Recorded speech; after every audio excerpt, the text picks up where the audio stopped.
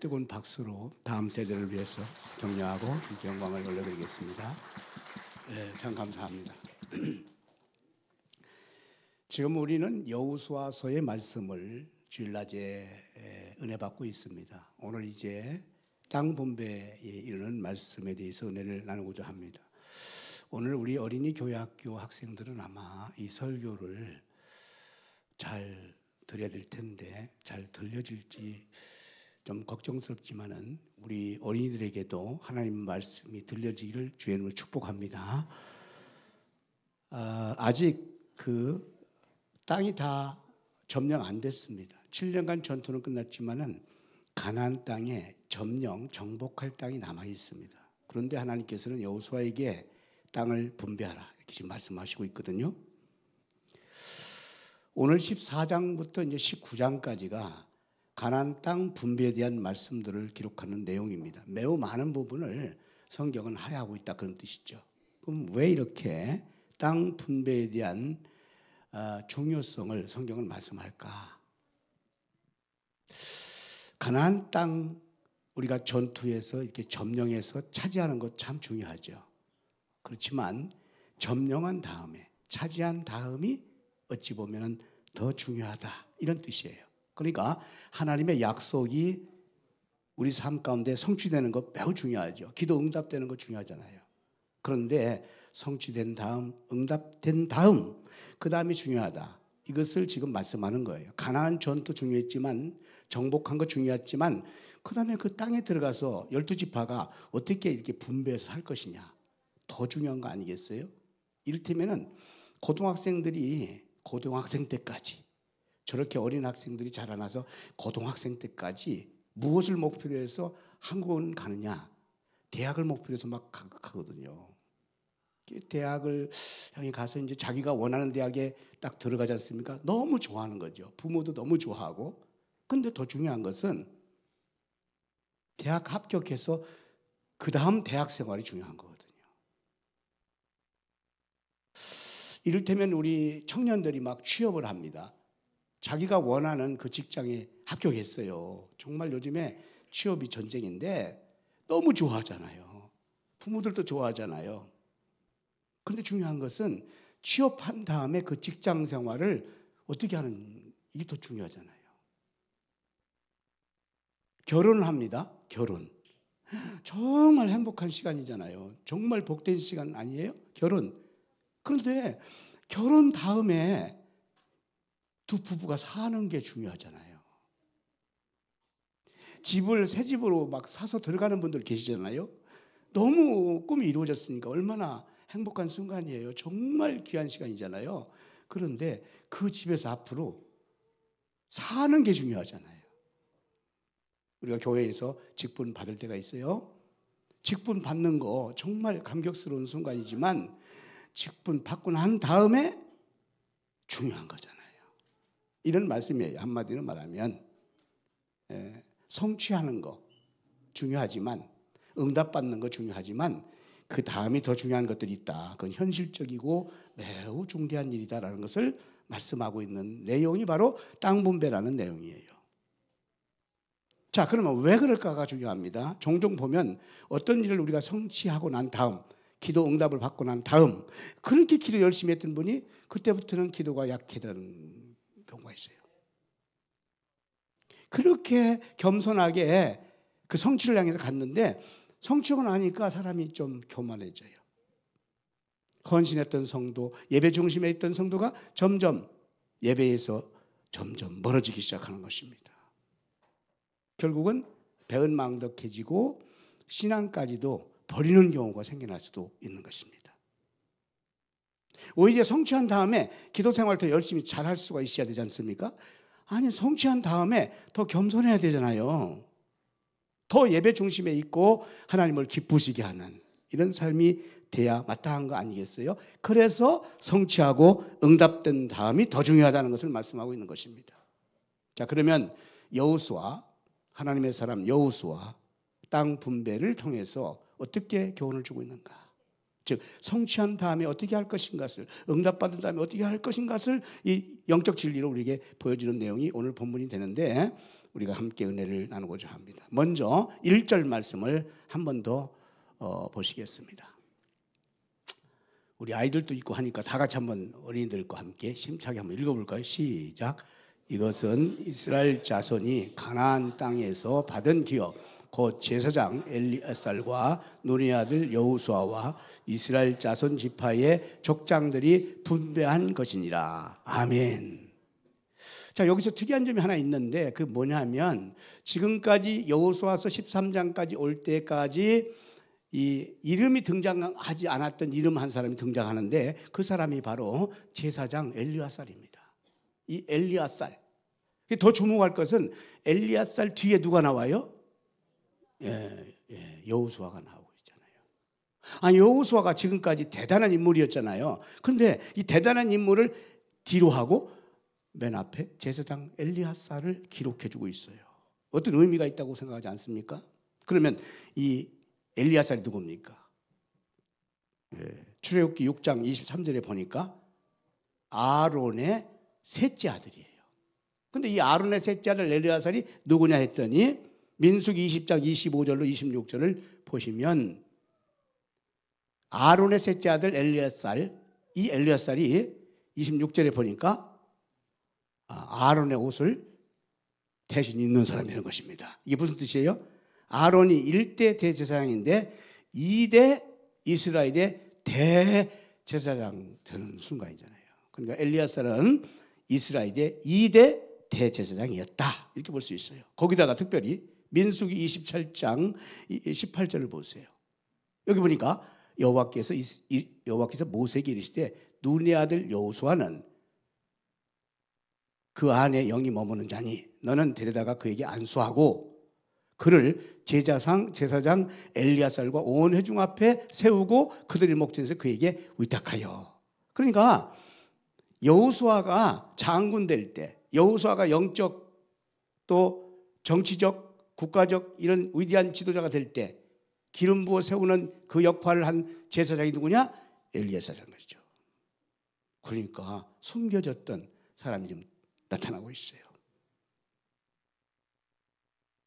자, 여기서 중요한 그 의미가 뭐냐면 여호수아가 이렇게 전쟁을 다 마치고 땅을 분배하는 중요한 결정적 순간에 누구를 자기 앞에 딱 내세우고 있어요? 대제사장 엘리야사를 앞에 딱 내세우고 있다. 이게 무슨 뜻입니까?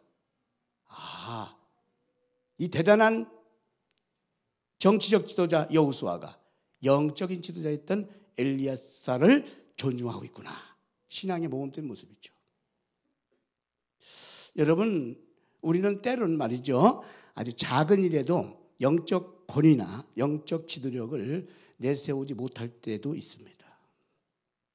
그러니 한번 생각해 보세요.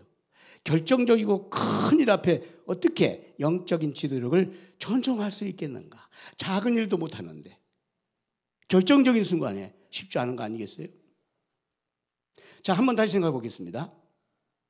이를테면은 이렇게 말하기가 조금 쑥스럽긴 하지만 자신이 섬기고 있는 교회의 영적 지도자나 지도력에 대해서 이 존중감을 갖지 못하는 성도가 어떻게 섬기고 있는 눈에 보이지 않는 하나님의 영적 권위 앞에 나갈 수 있겠는가? 존중할 수 있겠는가? 이런 뜻이. 여호수아는 지금 엘리야사를 지금까지 표현되어 있지 않지만은 크고 작은 일을 제사장과 늘 소통한 거예요. 여러분 아시죠? 요단 땅 가를 때 맨 앞에 누가 섰어요? 법궤가 그리고 제사장들이 앞에 섰잖아요. 이미 이름은 안 나왔지만은 이미 영적인 권위를, 영적 지도력을 여호수아가 다 받아서 나온 사람이에요. 그러나 결정적인 순간에는 드디어 엘리야사를 맨 전면에 세우고 있다는 사실입니다. 여러분, 우리가 참으로 기본적인 것이 뭐가 있냐면 인사라는 것이 있습니다. 교회는 인사만 잘해도 부흥된다 그런 뜻이 있어요. 여러분, 앞뒤로 한번 인사할까요? 아유, 이렇게 만나서 반갑습니다. 오시라고 애쓰셨습니다. 쉽지 않은 일입니다. 사실 여러분, 이런 인사가 정말 너무 쉬운 일이잖아요. 근데 인사 잘 돼야 안 돼요. 진짜 잘 안 됩니다. 여러분 솔직히 시키니까 하는 거지. 이게 잘 안 돼요. 잘 안 됩니다. 그런데 인사가 사실은 우리가 기본이에요. 정말 중요합니다. 인사성이 밝다, 인사성이 있다 이런 얘기죠. 인사성. 그래서 이 인사성이라는 것은 NQ라고 볼 수 있어요. 공존지수가 높다는 뜻이에요. 관계성이 높다. 점점 지금 세상은 인사성이 없어지는 거예요. 인사성이 바르지 않아요. 학교에서 인사성을 안 가르칩니다. 그렇죠. 우리 어린이들. 선생님들 인사성 가르쳐요? 선생님한테 선생님 안녕하세요 이런 거 기본으로 가르쳐요? 옛날에는 다 일어나가지고 반장이 차렷 경례 했습니까? 안 했습니까? 그랬던 시절이 있었어요. 인사를 가르쳤어요. 인사를. 선생님 보면 인사해라. 부모님 보면 인사해라. 어른들 보면 인사해라. 이게 이제 우리 사회 속에서 아주 가장 기본적인 거였거든요. 지금은 인사를 가르치지 않는 시대가 됐습니다. 이것은 거꾸로 가는 거죠. 잘못된 것이죠. 여러분 신앙은 가장 기초적인 것이 인사가 있어야 돼요. 인사. 할렐루야. 교회 와서는 인사가 있기를 바랍니다. 좌우로 끝나고 이 인사를 잘해야 돼요.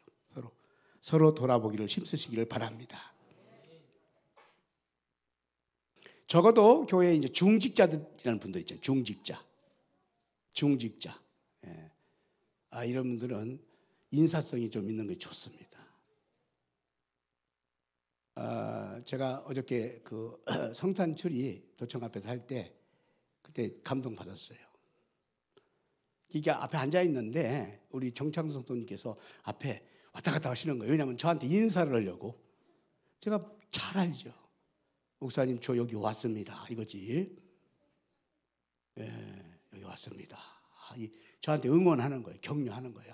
목사님 성탄 전도시에 목사님께서 오셨군요. 저 여기 왔습니다. 여기 응원하고 있습니다. 이게 딱 인사가 되는 거예요. 이게 다 교통이 되는 거예요. 어저께 우리 양지아 결혼식이 있었는데 뭐 식당이 얼마나 사람들 때문에 이렇게 복잡하잖아요. 그런데 우리 교회 다닌 지 얼마 안 되는 초신자 몇 개월 안 되는 성도님들이 왔다가 저를 만났어요.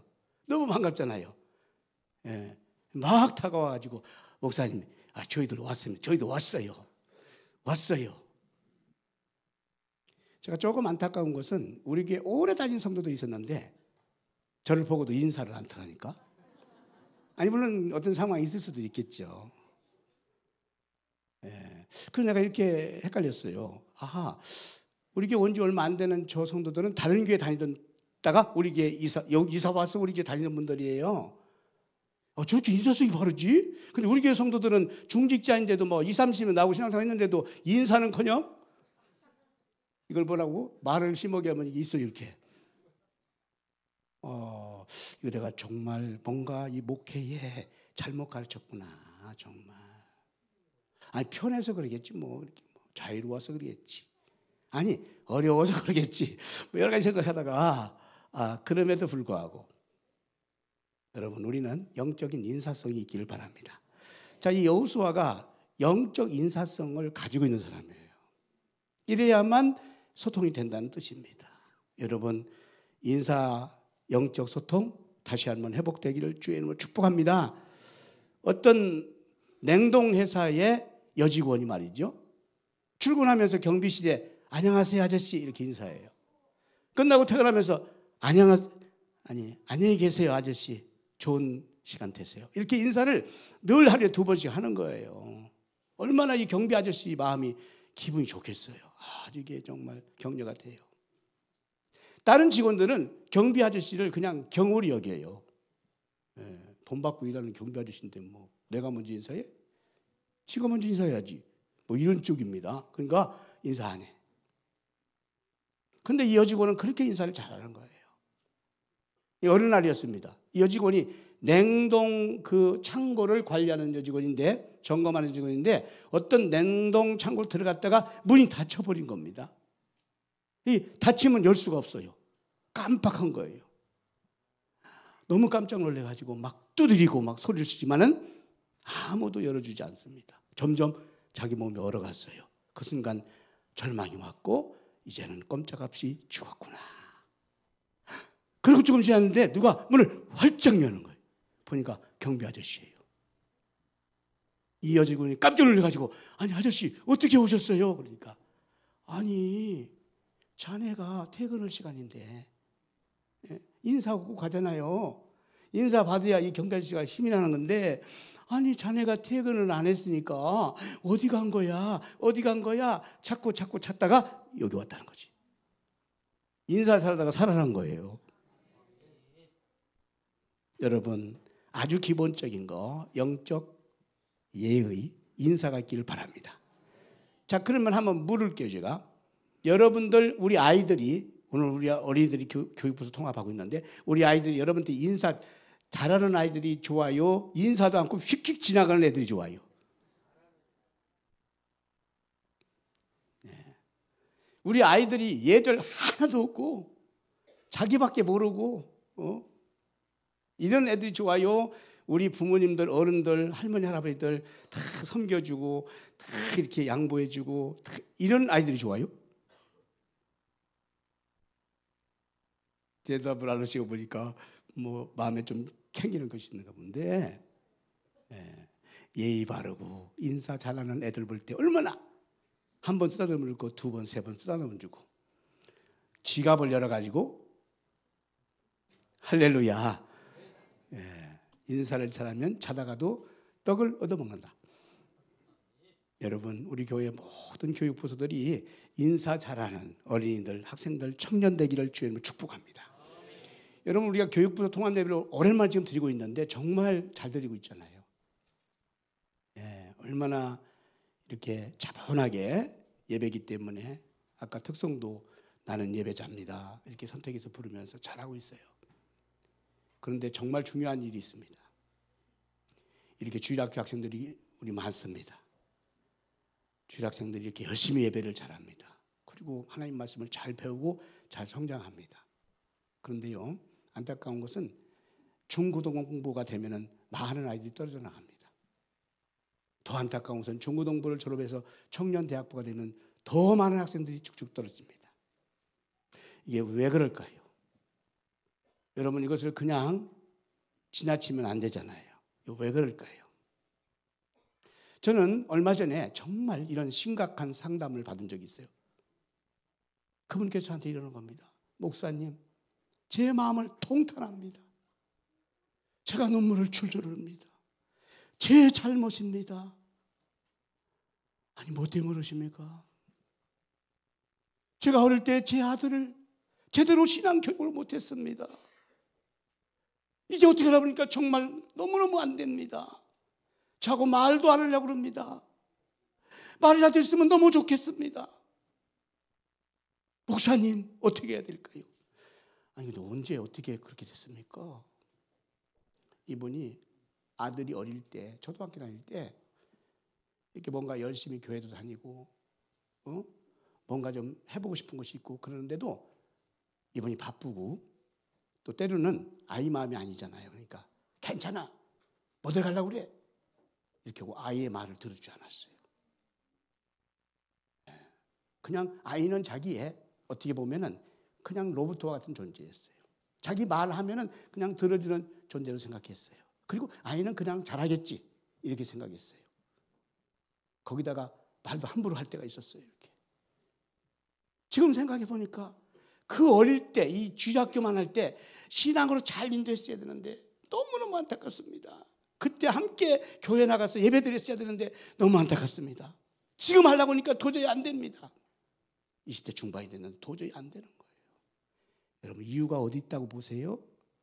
주일학교 이렇게 잘 다니다가 중고등부한테 떨어집니다. 청년 때 우수수 떨어집니다. 저 아이들이 어쩌면은 만약 이 상태로 가면 저 아이들 가운데도 청년대학부가 되면 우수수 떨어질 수 있는 아이들이 수없이 있습니다. 누구의 원인을 찾아야 되는 것입니까? 부모가 서야 됩니다. 저는 이런 생각이 있어요. 오늘 교육부에서 정말 오랜만에 예배드리잖아요. 그 부모들은 감격해야 되는 거예요. 저 아이들을 둔 부모들은 감격스러운 순간이 돼야 되는 거예요. 우리 아들이 우리 딸이 어른들 예배에 같이 드리고 있어. 내가 빨리 달려가서 봐야 돼. 격려해 줘야 돼. 기도해 줘야 돼. 그냥 지나가는 걸로 아까 그 한탄 된 그 아버지 꼴이 되는 겁니다. 아셨어요?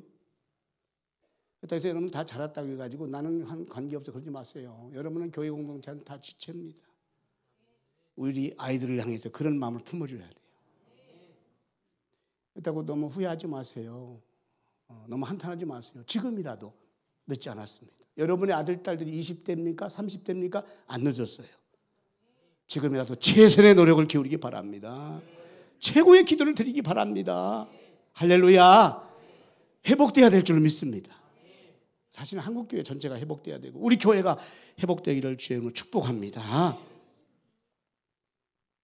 자, 여호수아는 매우 중요한 이 중대한 시간을 맞으면서 엘리야살 대제사장을 앞세우고 있어요. 영적 지도를 통해서 자문과 지도를 받겠다는 태도입니다. 얼마나 겸손하고 독실한 신앙인의 모습입니다. 때로는 우리는 모든 걸 다 결정해놓고 하나님께 나올 때가 많습니다. 너무나 넌센스입니다. 하나님 이렇게 했으니 들어주세요. 이렇게 할 때가 많다는 뜻이죠. 결정과 선택 앞에서 주님 앞에 지도와 자문이 먼저 필요한 줄 믿습니다. 자, 이제 두 번째 말씀을 보겠습니다. 2절 말씀. 여호와께서 모세에게 명령하신 대로 이렇게 돼 있죠. 5절 말씀. 이스라엘 자손이 여호와께 모세에게 명령하신 것과 같이. 이 말씀이 무슨 뜻이에요? 여호수아는 지금 분배 앞에서, 분배라고 하는 중요한 사역 앞에서 하나님이 말씀하신 명령을 순종하고 있다, 그런 뜻이에요. 하나님이 약속하신 말씀에 대해서 순종하고 있다. 자, 그러면 민수기 34장 16절 말씀을 보겠습니다. 일찍이 하나님이 이렇게 말씀했어요. 여호와께서 또 모세에게 말씀하여 이르시되 너에게 땅을 기업으로 나눌 자의 이름은 이러하니 제사장 엘리야살과 눈의 아들 여호수아니라. 모세 시대에 하나님께서 가나안 땅을 앞으로 줄 것을 약속했고, 그 다음에 가나안 땅 들어가면은 이 땅을 누구한테 분배를 맡길 것이냐? 제사장 엘리야살, 그 다음에 눈의 아들 여호수아에게 하나님이 모세를 통해서 말씀했어요. 거기다가 민수기 26장 55절 이하에 보면은 하나님이 이렇게 말씀하십니다. 오직 그 땅을 제비 뽑아 나누어 그들의 조상의 지파의 이름을 따라 얻게 할지. 제비 뽑기를 말씀했어요.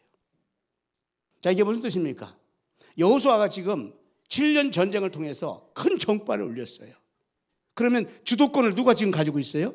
여호수아가 가지고 있는 겁니다. 여호수아의 생각이나 여호수아의 환경과 상황에 따라서 땅을 마음대로 분배해도 그 누가 아무도 타치할 사람이 없어요.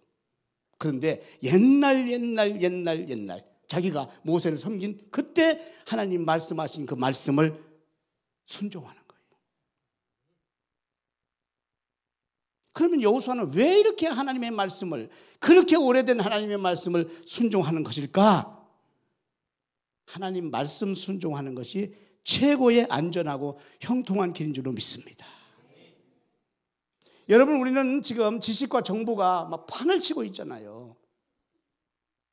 그럼에도 불구하고 팩해 묵은 성경의 하나님의 말씀을 우리가 순종하면 평탄하고 형통할 줄로 믿습니다. 자, 여호수아서 1장 8절 말씀 우리 아이들과 같이 한번 크게 읽어보겠습니다. 시작.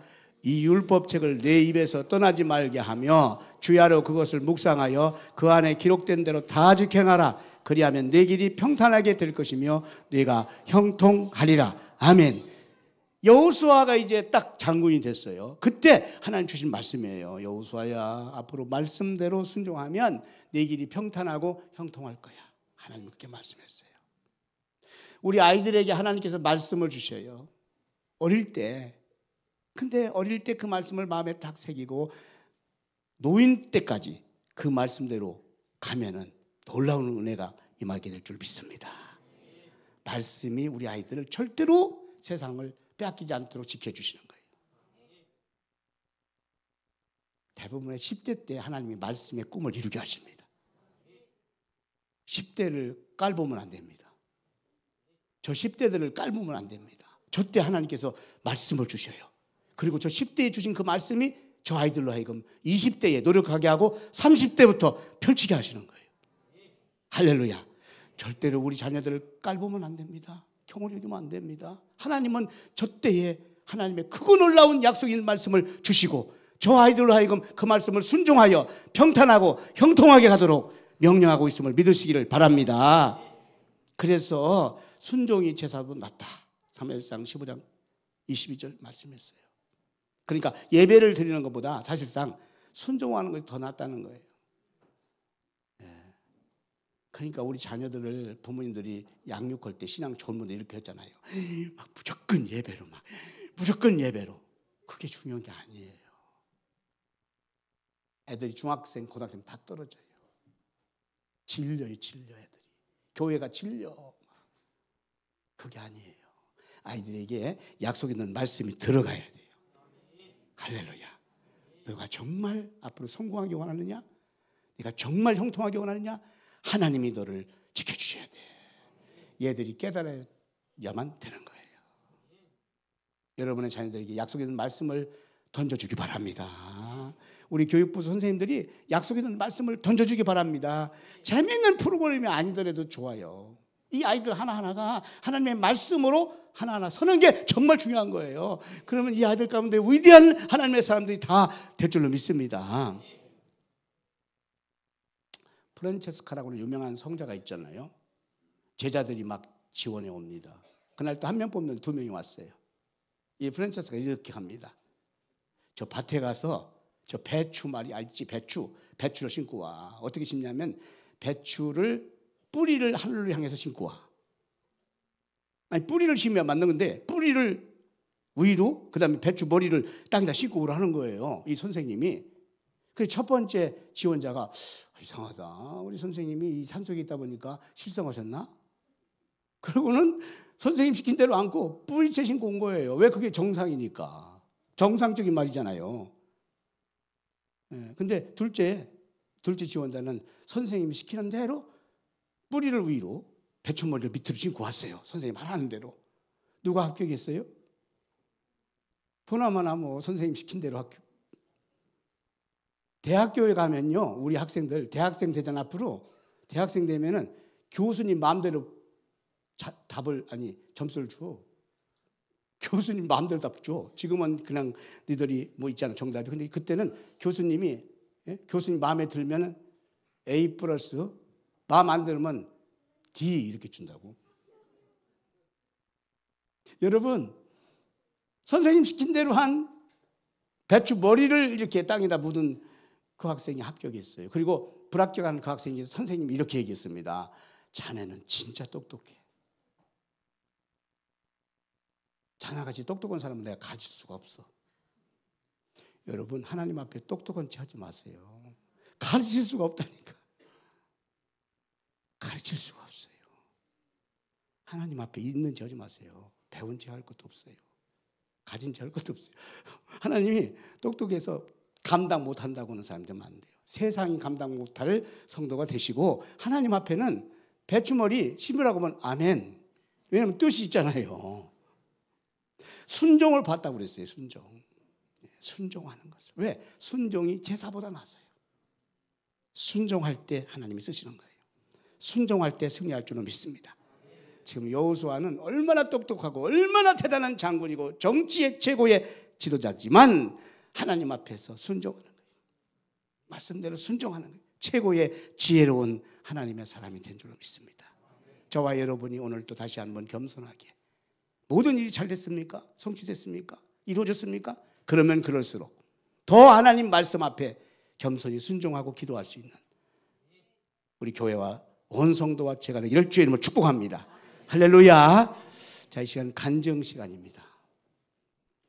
오늘 교육부서 주관하고 있기 때문에 백예린 우리 어린이 교회학교 백예린 학생이 나와서 간증하는 시간입니다. 뜨거운 박수로서 여러분 크게 격려해 주시기 바랍니다. 할렐루야.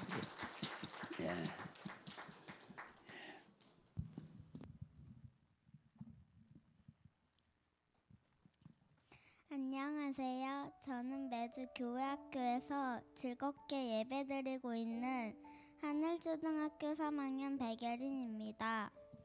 제가 예배를 드리며 받은 은혜와 기쁨을 많은 분들 앞에서 함께 나눌 수 있게 하신 하나님께 감사드립니다.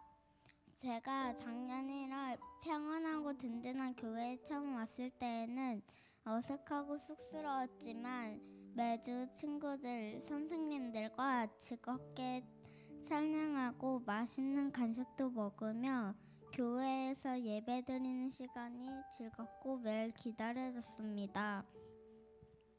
그런데 1년 전 갑자기 머리가 아프고 어지럽고 정신을 잃고 쓰러져 기억도 못하고 많이 힘들었습니다.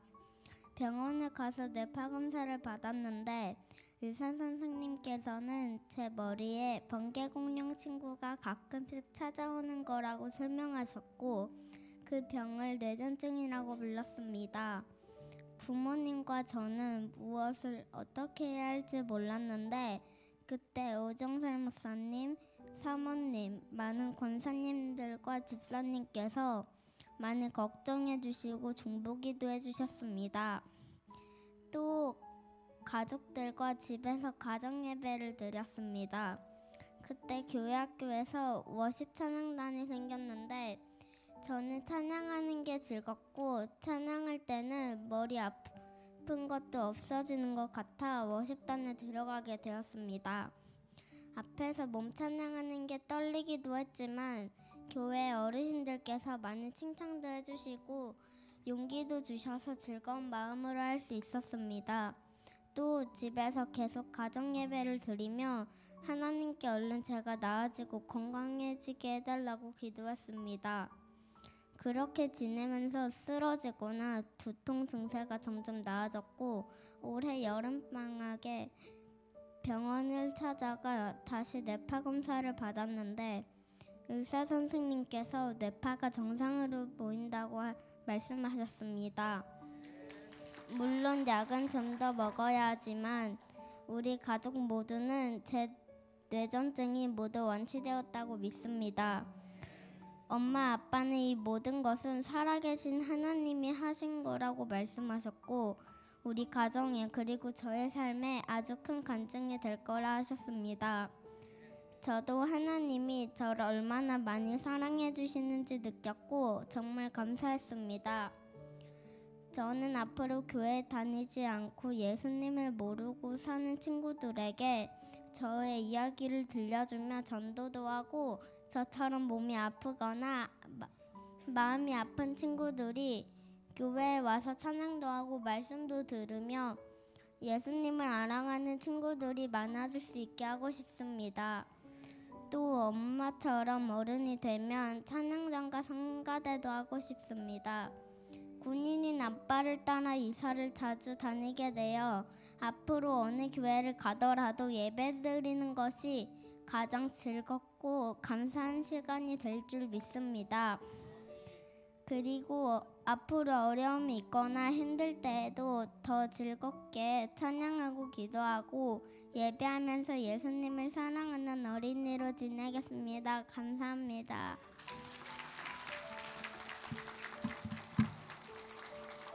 예, 다시 한번 백예린. 예, 앞이 캄캄한 지난번 일이었었는데 정말 기적같이 하나님의 은혜를 받았어요. 백예린 어린이의 뜨거운 눈물 어린 간증, 예, 감동적인 간증 너무 감사해요. 예, 백예린 부모님도 잠깐 일어나시죠. 백복 이사님, 양미 이사님. 아, 그때 정말 너무 그때 생각하면 그렇잖아요. 하나님의 온전한 은혜였어요. 예, 백복 이사님, 양미 이사님 격려합니다. 할렐루야. 예, 다시 한번 우리 교육부서 우리 어린이들과 학생들에게 또 교사들과 이 교육자들에게 뜨거운 박수를 격려하겠습니다. 할렐루야. 감사해요. 감사해요. 오늘 끝주기 때문에 공동 식사가 없습니다. 집에 가셔서 가족과 함께 맛있게 할 수 있도록 그렇게 하면 좋겠습니다. 다 함께 일어나서 두 손 들어 봉헌송 찬양 올려드립니다.